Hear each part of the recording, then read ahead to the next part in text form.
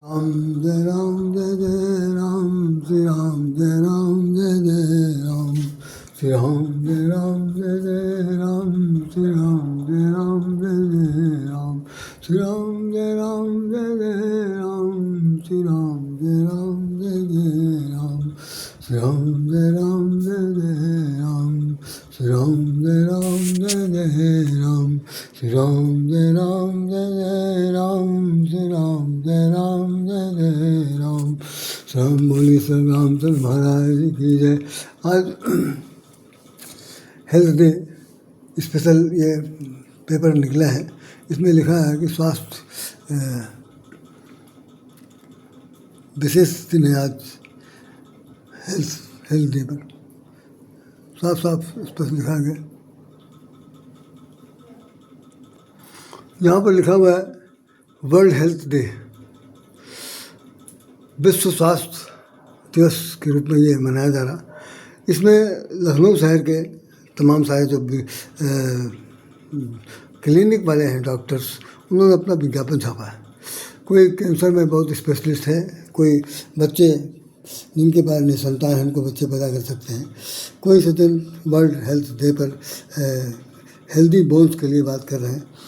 Swine जैसे इसके अंदर स्ट्रॉन्ग बोन्स और घुटने बदलने के लिए बात हो रही।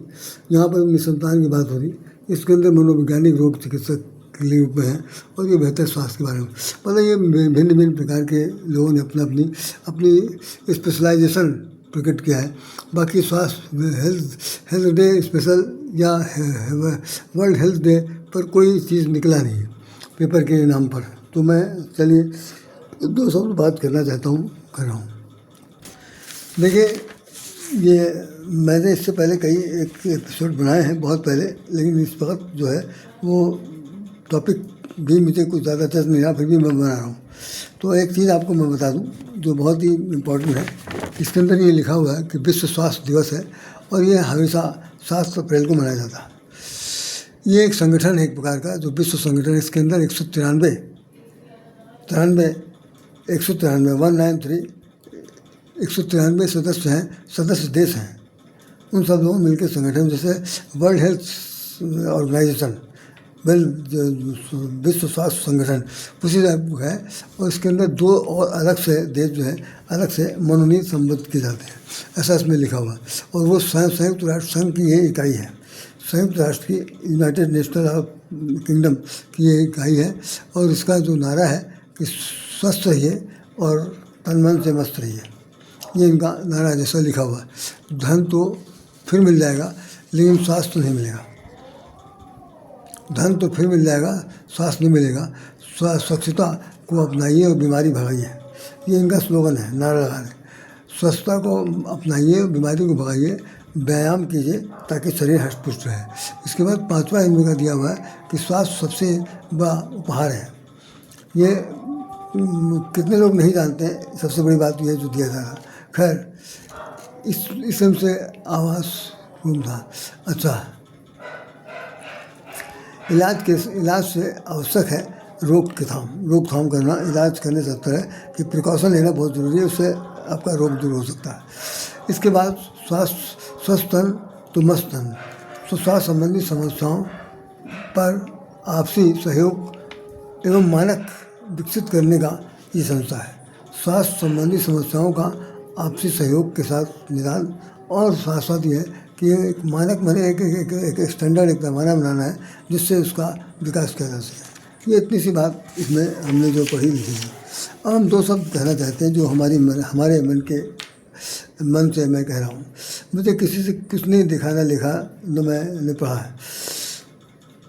आपको जानकर सभी को जानकारी है, कहने सुनने से ज़्यादा लाभ नहीं कि हमारे विश्व में या अनंत काल से 3 प्रकार की पैथोलॉजी में 3 तरह के तरीके बताए गए हैं रोग निदान के, जिसमें सर्वप्रथम जो स्थान दिया गया है वो आयुर्वेद है। दूसरे स्थान पर होम्योपैथी है और तीसरे स्थान पर एलोपैथी है। लेकिन एलोपैथी अब प्रथम स्थान पर है और उसके बाद आयुर्वेद है और होम्योपैथी को थर्ड पर रखा गया। ये सब जो कहना चाहिए इनका जो क्रम है, क्रमवार स्टेरिलाइजेशन जो है वो डेफिनेटली बदल गया। तो पैथी तो दोनों तीनों हैं, 3 प्रकार के पंथ हैं। उन तीनों पंथों में से जो पंथ आपको सूट करे, जिसके आधार पर आप अपना जीवन सुधार सकते हो, तो उनमें से अपना सकते हैं।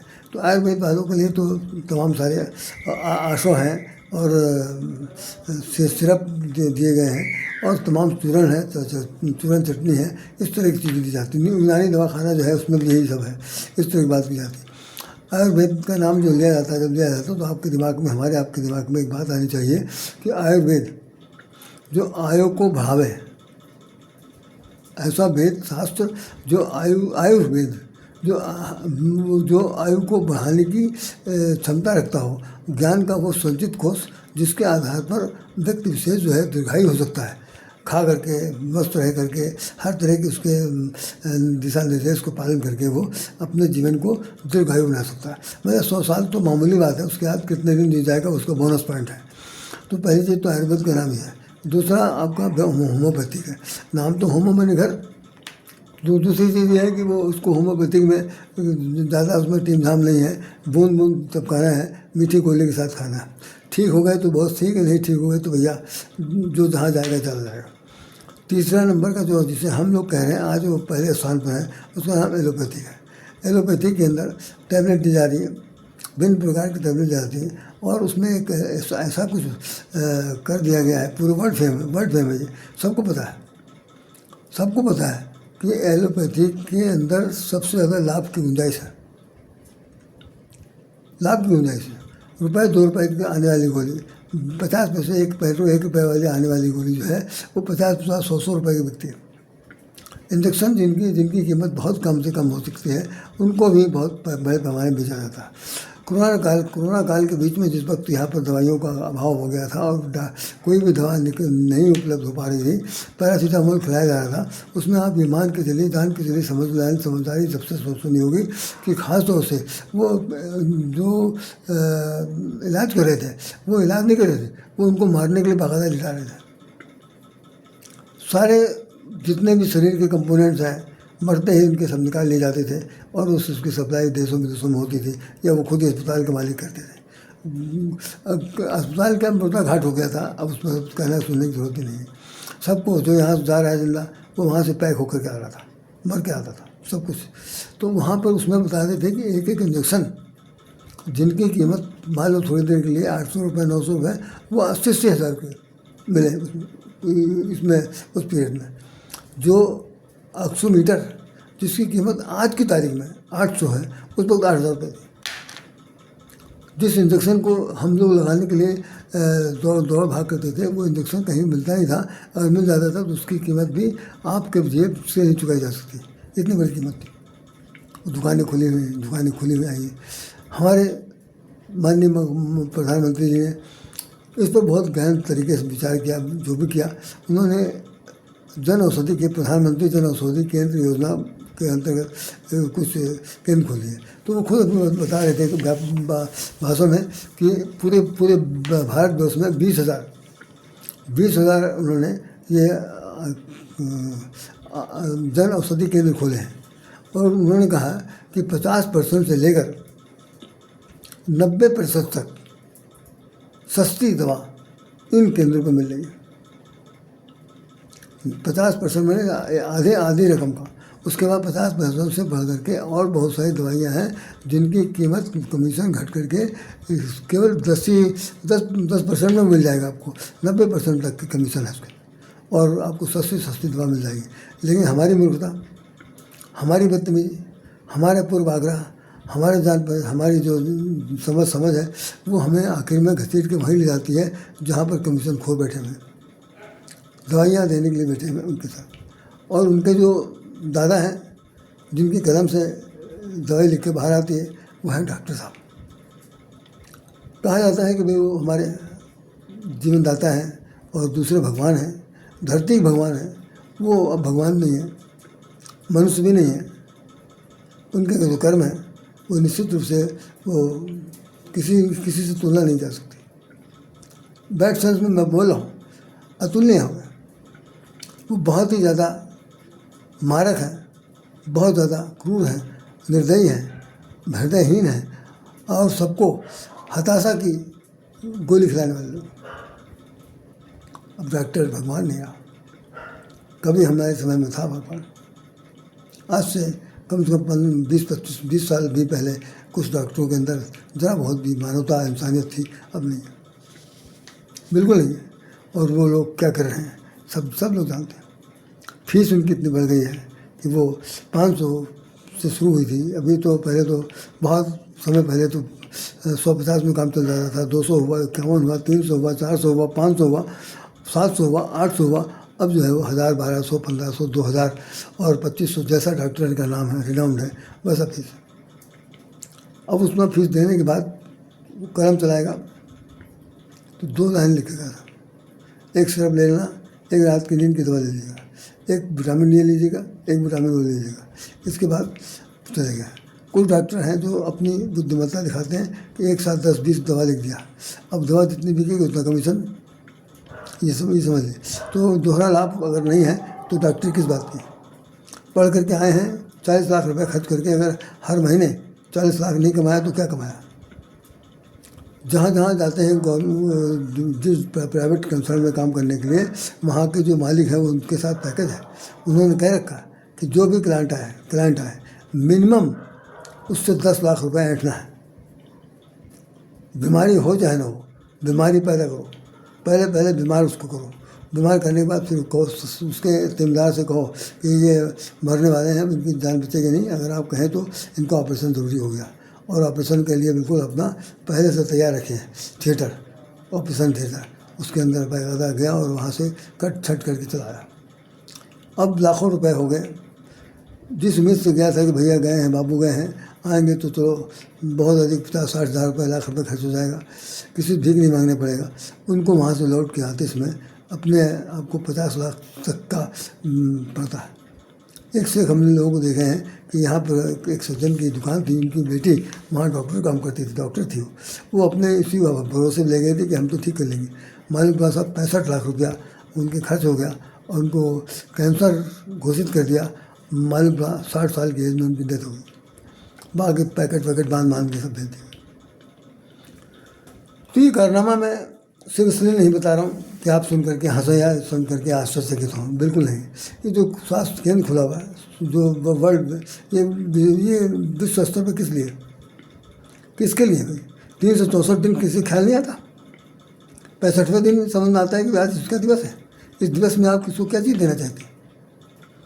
क्या कभी घर आप लोगों ने, जितने लोग इस संगठन के लोग हैं, चाहे 193 देश के सदस्य में शामिल हैं, क्या कभी घर हर देश में अपने अपने देश में घर जा करके आपने किसी की मुसीबत के बारे में पूछा। हम अपने भारतवर्ष के बारे में बात करना चाहते हैं, कुछ नहीं। अस्पताल खुले हैं, बड़े दैत्याकार मशीनें लगी हुई हैं, सरकारी अस्पतालों में मशीनों का उपयोग ही नहीं हो रहा, वहाँ तो लोग ऐसे ही मरे जा रहे हैं। प्राइवेट स्थानों पर इनके द्वारा बहुत कमाई हो रही है तो हम कमाई पर भी नहीं जाना चाहते। खूब कमाओ भाई, आँख में घुस जाए, पैसा कभी जितना पा रहे हैं सब अपच हो जाए, सब ले लें। इन कर क्यों रहे हैं, किसके लिए, कौन से दिन ले जाएंगे, आपके लिए कौन रोने वाला होगा। यही लोग कहेंगे वो डॉक्टर वाह बहुत लूटा, बहुत जेब काटा, आज देख लो थोड़ा सा आपको है नहीं। लोग पीठ पीछे बहुत कुछ कहेंगे, मरने पर लोग कहेंगे आपको इज्जत का ख्याल नहीं है। और इस तरह से ऐसी डॉक्टरी किस काम की, पढ़ाया क्या जा रहा, कौन सी विद्या दी जा रही है। तो बहुत जो जितने भी टेस्ट हो रहे हैं, रोग चाहे कोई ना हो, टेस्ट जो है 50, उन 50 टेस्टों की कीमत जितनी भी आएगी उसका 15% कमीशन, 20% कमीशन, जैसा जिसके साथ तय हो जाए उसके घर पहुंच जाएगा। तो डॉक्टर जो है फीस से कमीशन ले रहा, दवाइयाँ जहाँ बेचती वहाँ से पैसा ले रहा, पैथोलॉजी डिपार्टमेंट से पैसा ले रहा, अपने जहाँ काम करता वहाँ से पैसा ले रहा। हर तरह से पैसा लेने के बाद भी इतना पुख्ता हुआ चला जा रहा, और जो लोग दवा दमन कराने जा रहे हैं वो मरते चले जा रहे हैं। और स्वास्थ्य दिवस मनाया जा रहा, स्वस्थ रहो मस्त रहो इसमें लिखा हुआ। हमें तो बहुत हैरानी होती है कि ये इतना धोखाधड़ी, इतनी बदतमीजी, इतना नॉनसेंस किस लिए किया जा रहा। अब आइए हम रामचरितमानस से इसको जोड़ के देख रहे हैं, क्योंकि हम अपनी बात को बिना रामचरितमानस के प्रूफ करने में अपने को बहुत बड़ी वो महसूस करते हैं कि भाई हमने उनको कौन छू। जब इतने सारे ग्रंथ हैं लिखे हैं तो रामचरितमानस में इसके बारे में लिखा मानस रोग कछुक में गाय, है सबका कछ बिरले पाए। जो काकभूषुंडी हैं उन्होंने अपने श्रोता जो मिस्टर गौड़ महाराज हैं उनसे उन्होंने कहा कि हमने मानस रोग जो आपने पूछे थे हमने कुछ बताया है, लेकिन ये है सबको, है सबका बिरलन, कोई बिरले ही है जो इससे छूट पाए। तो है कौन कौन से रोग?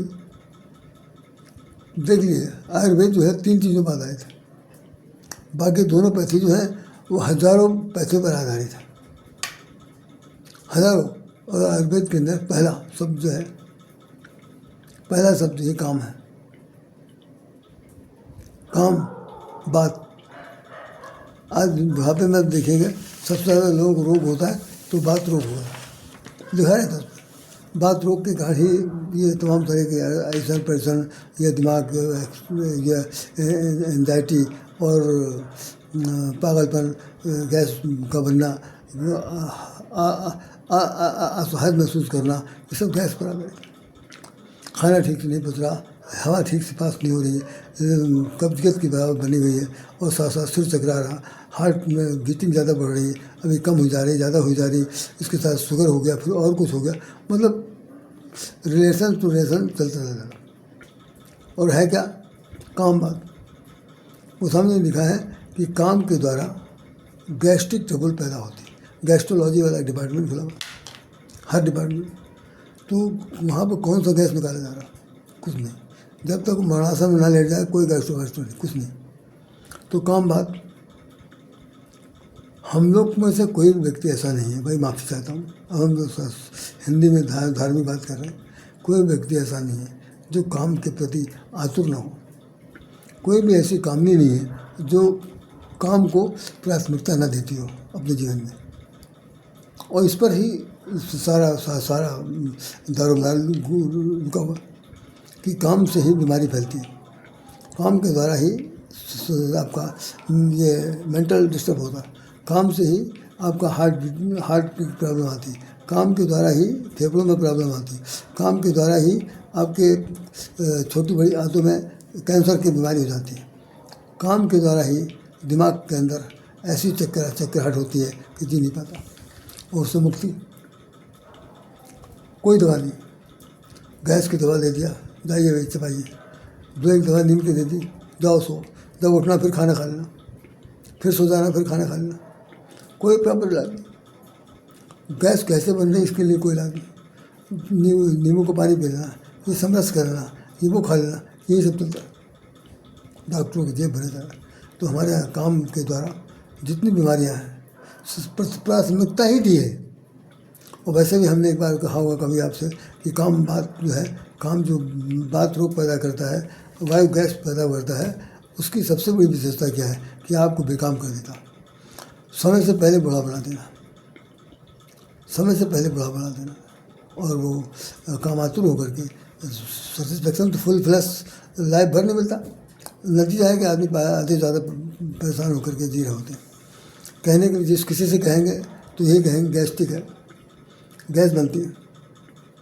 गैस का इलाज उसमें बताया हुआ कि शुरुआती तौर पर अगर गैस का कोई इलाज करना चाहे तो सवेरे खाली मुँह अगर लहसुन का एक जवा निकल जाता है तो उसका काम को वो ख़त्म हो जाएगा। लेकिन वो गैस ख़त्म ही नहीं करना चाहता, उसको तो ये काम में तंदुरुस्ती थी, उसका रोग कौन दूर करेगा? नहीं हो सकता। तो ये चलता रहेगा। काम बात कफ लोभ, जो लोभ है अभी हमने जाए तो ज़्यादा अच्छा, और लोग मर जाए ठीक है, जितना कमाया उसमें और बढ़ोतरी होनी चाहिए, इतना पैसा हो जाए, इतना पैसा हो जाए कि हम उसी पैसे के ऊपर लेट जाएँ, उसी को ओढ़ लें। लोभ इतना है तो गोस्वामी ने लिख दिया अपारा, अपार, अनलिमिट, अनकंट्रोल, इतना हवस है। तो कह रहे हैं उससे कौन सा रोग पैदा होगा? अभी में पूरी तरह रोग बता नहीं रहे, हम इसके भूमिका बता रहे हैं। उससे सबसे ज़्यादा होगा कि आपको काम बात कफ लोप अपारा, कफ पैदा होगा, फेफड़े खराब हो जाएंगे, फिर कैंसर के फेफड़ों हो जाएगा, सांस लेने की दिक्कत हो जाएगी और तरह तरह की बीमारियाँ होंगी जो निकास नली से जुड़ी हुई हैं। तो लोभ से आपका ये संभावना हो गई है। उसके बाद क्रोध, क्रोध क्या चीज़ है? काम बात कफ लोभ अपारा, क्रोध पित्त नेत्र छाती द्वारा, क्रोध के द्वारा पित्त पैदा होगा। ये आयुर्वेद में पित्त जो है वो उल्टी करवाता है, पित्त अपच करवाता है, पित्त के द्वारा तमाम तरह की और भी परेशानियाँ आती हैं। दूसरे शब्दों में पित्त के से ही खाना पचता है। तो जिसे कहते हैं जठराग्नि, जठराग्नि अगर कमज़ोर हो गई है तो अलग से दवा दी जाएगी। जठराग्नि बहुत बढ़ गई है तो गले में जलन हो रही है, खाना पीना हजम नहीं हो रहा, जो खा रहे हैं वो अपच हो जा रहा है, लेटरिन जा रहे साफ नहीं हो रही, और उसके बाद सब काम होता था। सारा एक वेद जो है वो 3 पर आधारित है: काम बात कफ लोभ अपारा, क्रोध पित्त छाती द्वारा। अब इन तीनों के बारे में किसी को नहीं पता, पर पुराने जमाने डॉक्टर लोग, वैद्य लोग नमक देख करके बता देते थे इनको गैस्ट्रिक है कि नहीं।